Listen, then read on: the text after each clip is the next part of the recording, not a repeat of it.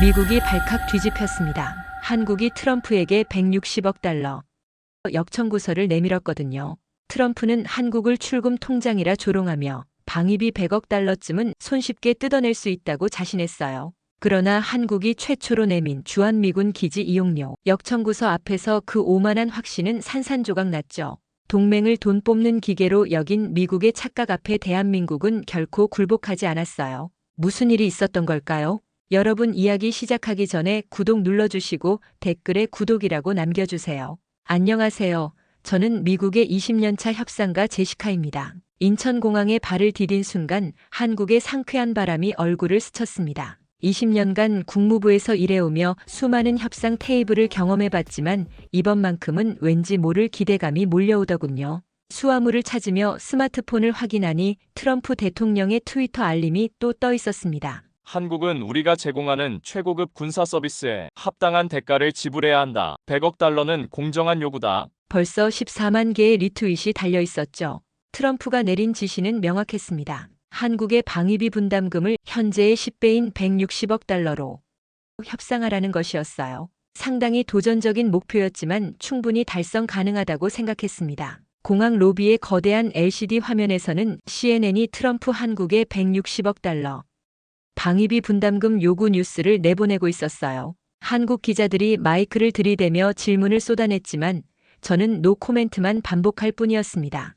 20년 협상 경험을 바탕으로 이런 어려운 협상도 성공적으로 마무리할 수 있을 것이라 확신했습니다. 저는 차분하게 마음을 다잡으며 다음 단계를 준비했습니다. 호텔에 도착해서 짐을 풀며 이번 협상의 배경을 다시 한번 되짚어봤습니다. 자료를 펼쳐놓고 보니 상황이 우리에게 매우 유리했어요. 트럼프 대통령은 당선 이전부터 계속 한국을 압박해왔죠. 한국은 세계 10위 경제대국인데 왜 우리가 공짜로 보호해줘야 하나? 우리 미군들이 목숨 걸고 한국을 지켜주는데 고작 10억 달러? 이런 식의 발언을 계속 쏟아냈거든요. 현재 한국이 부담하는 금액은 연간 약 11억 달러 수준이었습니다. 하지만 트럼프가 요구하는 금액은 무려 100억 달러였습니다. 높은 수준의 요구였지만 미국의 입장에서는 충분히 근거가 있다고 생각했습니다. 한국의 국방 예산 전체가 500억 달러 정도인데 그 5분의 1을 방위비 분담금으로 내면 되는 것이니까요. 더욱 주목할 점은 트럼프 대통령이 이를 단순한 방위비 분담금의 간접 비용이 아닌 프리미엄 군사 서비스 패키지라고 부르고 있다는 점이었습니다. 미국이 제공하는 최첨단 무기, 훈련, 정보, 모든 군사적 서비스에 합당한 대가를 받아야 한다는 논리였죠. 저는 창밖으로 보이는 서울 시내를 바라보며 이번 협상에 대한 기대감을 느꼈어요. 제 마음은 자신감으로 가득했습니다. 그 순간 호텔방 전화벨이 울렸습니다. 제시카, 이번 협상은 절대 실패하면 안 돼. 한국이 거부하면 주한미군 철수 카드까지 써라. 상관의 목소리에는 확고한 의지가 역력했습니다. 100억 달러를 어떻게든 관철시켜라. 현실적이든 아니든 그게 대통령의 지시다. 전화를 끊고 나니 더욱 사명감이 들었습니다. 이런 중요한 임무를 맡겨주신 것 자체가 신뢰의 표현이라고 생각했어요. 밤늦게까지 자료를 다시 정리했지만 논리가 탄탄하다고 확신했죠. 결국 새벽 3시가 되어서야 잠들 수 있었습니다. 다음 날 아침 한국 국방부 청사 앞에 도착했습니다. 이른 시간임에도 불구하고 기자들이 몰려있더군요. 플래시가 터지고 질문이 쏟아졌지만 저는 묵묵히 걸어 들어갔어요. 엘리베이터 안에서 거울에 비친 제 모습을 보니 자신감 넘치는 표정이 역력했습니다. 넥타이를 다시 고쳐 매고 재킷을 정리했습니다. 12층에서 내려 복도를 걸어가는데 벽에 걸린 한국 전쟁 사진들이 눈에 들어왔어요. 70년 전 미군과 한국군이 함께 싸우는 모습이었죠. 그때는 정말 순수한 동맹이었는데 지금은 보다 합리적이고 현실적인 관계로 발전해야 할 때라고 생각했습니다. 마침내 회담장 문이 열렸습니다. 한국 측 협상단이 이미 자리에 앉아 있었습니다. 수석 대표인 김 차관을 비롯해 5명이 앉아 있었는데 모두 진중한 표정이었습니다. 평소라면 외교적 예의를 지키며 화기애애한 분위기로 시작했을 텐데 오늘은 달랐습니다. 김 차관의 눈빛에는 어떤 결의 같은 것이 서려 있었죠. 그의 오른편에 앉은 국방부 정책실장은 두꺼운 파일을 앞에 놓고 있었고 왼편에 외교부 북미국장은 노트북을 열어놓고 있었어요. 악수를 나누며 간단한 인사말을 주고받았습니다. 안녕하십니까 김 차관님, 제시카 대표님 어서 오십시오. 오늘 중요한 논의를 하게 되겠군요.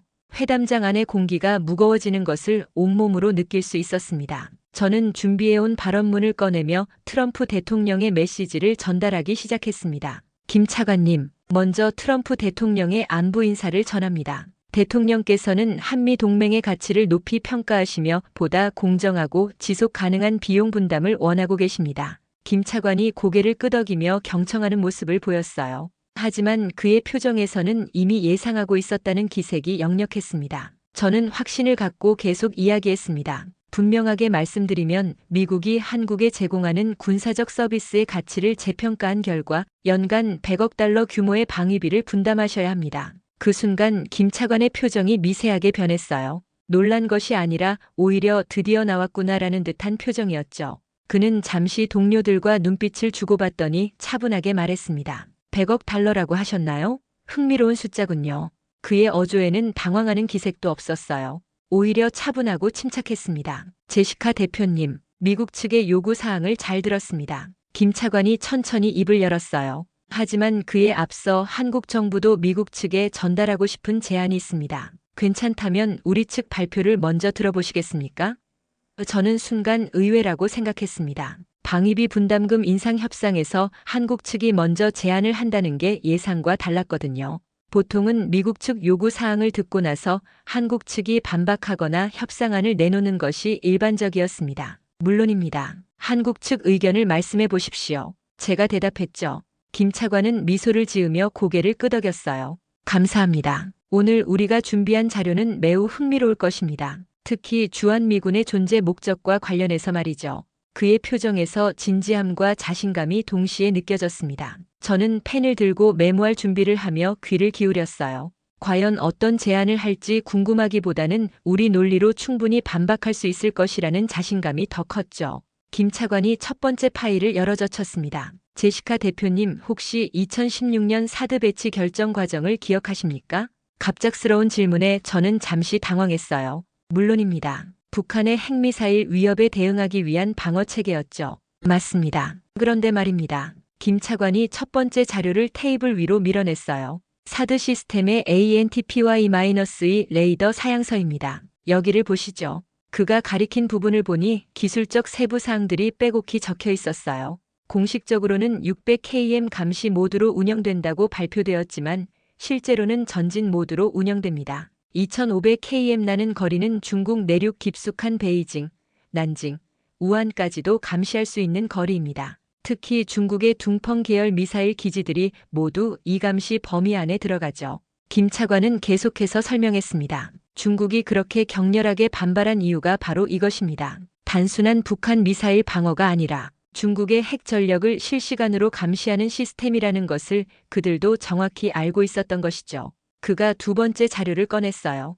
이것은 중국 국방부가 2017년에 발표한 공식 성명서입니다. 한반도 사드 배치는 중국의 전략 억제력을 약화시키려는 미국의 의도라고 명시되어 있습니다. 또한 중국은 보복 조치로 한알령을 실시했고 한국 경제에 수십억 달러의 손실을 입혔죠. 저는 점점 불안해지기 시작했어요. 한국 측이 어디로 가려는 건지 감이 잡히지 않았거든요. 제시카 대표님, 혹시 이런 생각을 해보신 적이 있습니까? 사드가 정말로 한국 방어를 위한 것이라면 왜 서울과 수도권을 보호할 수 없는 위치에 배치했을까요? 김 차관의 질문에 저는 답할 말이 없었어요. 실제로 경북 성주에 배치된 사드는 서울 지역을 방어하기에는 거리상 한계가 있었거든요. 성주에서 서울까지는 300km가 넘습니다. 사드의 요격 범위를 고려하면 수도권 방어에는 부적절한 위치죠. 하지만 중국 감시에는 최적의 위치입니다. 더 흥미로운 자료가 있습니다. 김 차관이 세 번째 파일을 열었어요.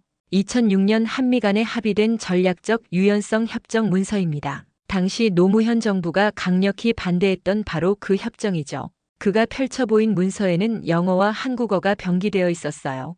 여기 3조 2항을 보시죠. 주한미군은 한반도 방어뿐만 아니라 동북아시아 지역의 평화와 안정을 위해 기동적으로 운용될 수 있다고 명시되어 있습니다. 즉 대만 해협이나 남중국해에서 분쟁이 발생할 경우 주한미군이 투입될 수 있다는 뜻이죠. 저는 내심 당황했지만 침착함을 유지하려 했어요. 그것은 극한 상황에서의 이론적 가능성일 뿐입니다. 정말 그럴까요?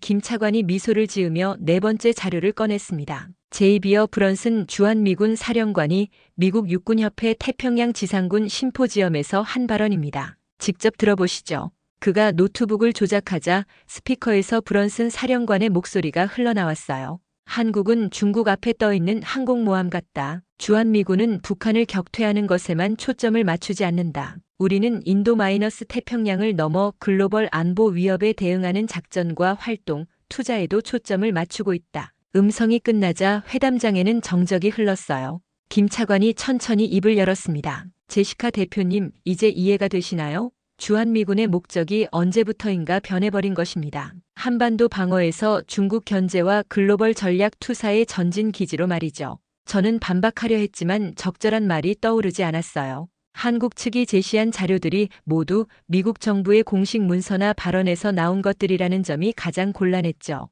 하지만 북한 위협은 여전히 존재합니다. 주한미군의 핵심 임무는 물론입니다. 김 차관이 제 말을 끊었어요. 하지만 그것만이 전부는 아니라는 것이 문제입니다. 더욱 중요한 증거가 있습니다. 그가 5번째 자료를 꺼냈는데 이번에는 두꺼운 보고서였어요. 미국 국방부가 의회에 제출한 인도-태평양 전략 보고서입니다. 여기 47페이지를 보시죠. 보고서를 넘기자 한국 관련 부분이 나왔어요. 주한미군은 한반도 안정뿐만 아니라 중국, 러시아, 북한을 포함한 다중 위협을 억제하고 글로벌 전략 투사를 지원하는 핵심 전력이다. 특히 1차 도련선 방어에 있어서 주한미군의 역할은 점점 중요해지고 있다. 김 차관이 형광펜으로 밑줄 친 부분을 가리켰어요. 1차 도련선이 무엇인지 아시죠? 일본 큐슈에서 오키나와, 필리핀, 보르네오를 잇는 중국 봉쇄선입니다. 이 보고서는 주한미군이 한반도 방어가 아닌 중국 봉쇄 작전의 핵심 전력이라고 명시하고 있어요. 여기서 끝이 아니었습니다. 김 차관이 진짜 핵폭탄을 터뜨린 것은 바로 그 다음이었죠. 이제 용산 기지에서 평택 기지로의 이전에 대해 말씀드리겠습니다. 그가 꺼낸 6번째 자료 뭉치는 정말 두꺼웠어요. 2004년부터 2018년까지 14년간 진행된 이 대규모 이전 사업, 혹시 총 비용이 얼마인지 아십니까? 약 100억 달러 정도로 정확히는 110억 달러입니다. 그런데 이 중에서 미국이 부담한 비용은 얼마일까요? 김 차관의 질문에 저는 답하기 어려웠어요. 한국이 90% 이상을 부담했습니다. 정확히는 102억 달러를 한국이 지불했죠. 그가 회계 장부를 펼쳐 보였어요. 토지 매입비 15억 달러, 기지 건설비 35억 달러, 인프라 구축비 25억 달러, 이전 비용 12억 달러, 기타 비용 15억 달러. 모두 한국 국민의 세금으로 지불되었습니다. 미국 측은 이를 효율성 향상과 서울 도심 부담 완화라고 설명했지만 실제로는 무엇이었을까요? 그가 거대한 지도를 펼쳐 보였습니다. 평택의 지리적 위치를 보십시오. 서울에서 남쪽으로 70km, 중국 산둥반도와는 불과 500km 거리입니다. 대만 해협까지는 1400km, 남중국해 북단까지는 2000km입니다. 김 차관의 설명이 더욱 구체적으로 이어졌어요. 캠프 험프리스는 현재 아시아 최대의 미군 기지입니다. 활주로 길이만 2800m로 대형 수송기와 전투기 운용이 가능하죠. 그가 기지 설계 도면을 보여줬는데 정말 놀라웠어요. 보급 창고 면적만 500만 평방미터, 유류 저장 시설은 50만 리터급이 20개나 됩니다. 이 정도 규모면 단순한 한반도 방어 기지가 아니라 영내 전체를 커버하는 전진 기지죠. 저는 정말 당황스러웠습니다. 한국이 110억 달러를 부담해서 만든 기지가 실제로는 중국 견제를 넘어선 미국의 글로벌 전략 투사 기지라는 것이었거든요. 더욱 중요한 것은 이겁니다. 김 차관이 평택 기지의 3D 모형을 꺼냈어요. 지하 벙커 시설만 100개가 넘습니다. 핵 전쟁에도 견딜 수 있도록 설계되었죠. 통신 시설도 괌, 하와이, 본토와 직접 연결되는 위성 통신망을 갖추고 있어요. 이런 시설이 단순한 북한 방어용일까요? 이런 관점에서 바라볼 수도 있다는 생각이 들어 더욱 당황스러웠죠. 그런데 여기서 가장 흥미로운 점은 이겁니다. 김 차관이 7번째 자료를 꺼냈어요. 평택 기지 완공 이후 중국의 반응 변화입니다. 2018년 기지 이전이 완료되자마자 중국이 무엇을 했는지 아십니까? 그가 보여준 것은 위성 사진이었어요. 중국이 산둥반도에 DF-21D 대함 탄도 미사일 3개 여단을 추가 배치했습니다. 그리고 랴오닝성에는 DF-26 중거리 탄도 미사일 2개 여단을 배치했죠. 이 미사일들의 사정거리가 얼마인지 아시나요? 저는 고개를 저었어요. DF-21D는 1500km, DF-26은 4000km입니다. 모두 평택 기지를 겨냥할 수 있는 거리죠. 중국이 평택 기지를 단순한 한반도 방어 기지가 아니라 중국 견제 거점으로 인식하고 있다는 증거입니다. 김 차관이 중국 군사 배치도를 펼쳐 보였는데 정말 충격적이었어요. 평택을 중심으로 동심원이 그려져 있고 그 안에 중국 미사일 기지들이 표시되어 있었거든요. 현재 중국은 한국을 겨냥한 미사일만 1000여 발을 실전 배치하고 있습니다. 이 모든 게 평택 기지 때문이에요. 저는 정말 할 말을 잃었습니다. 이런 식으로 분석하면 한국의 주장에도 일리가 있어 보였거든요. 드디어 김 차관이 결정적인 카드를 꺼내 들었습니다. 이제 본론으로 들어가겠습니다. 제시카 대표님께서 트럼프 대통령의 100억 달러 요구를 전달해 주셨으니 한국도 미국에게 제시할 청구서가 있습니다. 그가 꺼낸 문서를 보고 저는 정말 놀라 자빠질 뻔했어요. 표지에 적힌 제목이 주한미군 기지 이용료 및 전략 서비스 수수료 청구서 연간 100억 달러였거든요.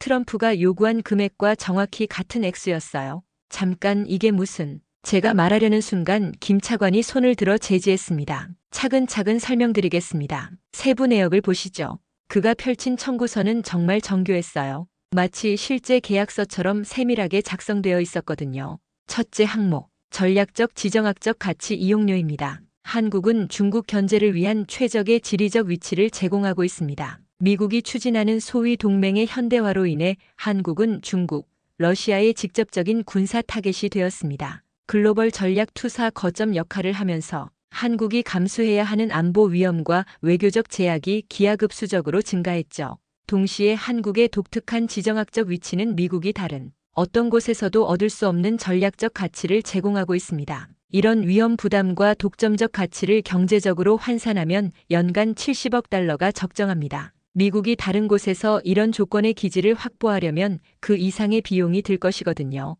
정말 체계적으로 계산해온 것이었습니다. 그가 두 번째 항목을 가리켰어요. 둘째, 영공 통과료입니다. 미군 항공기가 한국 영공을 연간 3만 회 이상 통과하고 있습니다. 민간 항공기도 영공 통과료를 지불하는데 군용기가 예외일 이유는 없죠.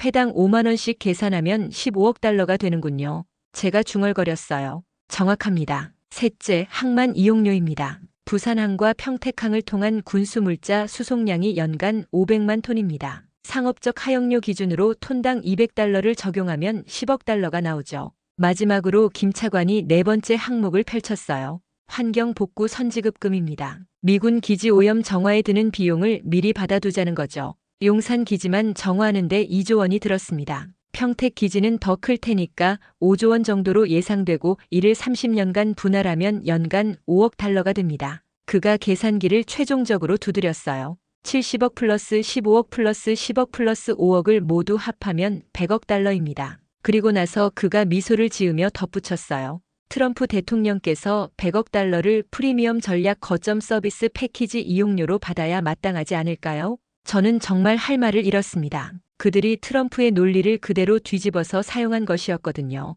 더욱 기가 막힌 것은 모든 계산이 나름대로 합리적이라는 점이었어요. 이 순간 회담장의 분위기가 완전히 바뀌었습니다. 원래는 제가 한국 측을 압박해야 하는 입장이었는데 이제는 오히려 제가 궁지에 몰린 상황이 되어버렸어요. 김 차관은 여전히 침착한 표정으로 앉아 있었지만 다른 한국 측 참석자들의 표정에서는 만족스러운 기색이 역력했습니다. 특히 국방부 정책실장은 미소를 감추지 못하고 있었어요. 저는 당황한 기색을 감추려 애썼지만 쉽지 않았죠. 잠깐, 이건 좀 황당한 요구 아닙니까? 실제 발생 비용과는 전혀 다른 실제 발생 비용이요?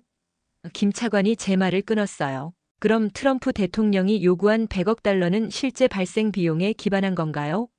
저는 대답할 수 없었어요. 실제로 주한미군 운영비는 연간 40억 달러 정도였는데 트럼프 대통령이 100억 달러를 요구한 것도 실제 비용과는 무관했거든요. 대통령께서는 이를 미국이 제공하는 포괄적 군사 서비스에 대한 정당한 대가라고 하셨죠. 우리도 마찬가지입니다. 한국이 제공하는 포괄적 기지 서비스에 대한 정당한 대가를 요구하는 것뿐입니다. 김 차관의 논리에 저는 반박할 말이 없었어요. 저는 잠시 휴식 시간을 요청했습니다. 워싱턴에 긴급히 보고하고 지시를 받아야 할 상황이었거든요. 회담장을 나와서 복도에 서니 다리가 후들거렸어요. 20년 정부 협상 업무를 하면서 이렇게 당황스러운 상황은 처음이었죠. 화장실에 들어가 찬물로 세수를 하며 마음을 가라앉히려 했어요. 거울 속 제 모습이 말이 아니었거든요. 셔츠는 땀으로 흠뻑 젖었고 얼굴은 창백했어요. 휴대폰을 꺼내 워싱턴의 상관에게 전화를 걸면서도 어떻게 설명해야 할지 막막했습니다. 한국이 미국에게 100억 달러를 달라고 한다니 과연 믿어줄까? 저 자신도 아직 현실감이 없었거든요. 전화벨이 울리고 상관이 받았어요. 제시카, 어떻게 됐나? 한국 측 반응은? 그게 상황이 좀 예상과 다릅니다. 예상과 다르다니? 100억 달러를 거부했나? 아니요, 그게 아니라 저는 한참 동안 말을 잇지 못했어요. 도대체 무슨 일인가? 한국이 우리에게 100억 달러를 달라고 합니다. 전화기 너머로 정적이 흘렀어요. 뭐라고? 한국 측에서 주한미군 기지 이용료로 연간 100억 달러를 우리에게 청구했습니다. 워싱턴과의 통화는 예상대로 혼란스러웠습니다. 상관은 처음에 제가 농담을 하는 줄 알았죠. 제시카, 지금 장난하는 건가? 한국이 우리에게 돈을 달라고. 장관님, 저도 믿기 어렵지만 정말입니다. 그들이 준비한 자료를 보시면 저는 한국 측이 제시한 논리를 차근차근 설명했어요. 사드 배치의 진실, 전략적 유연성, 평택 기지 이전에 숨겨진 목적까지. 감사합니다.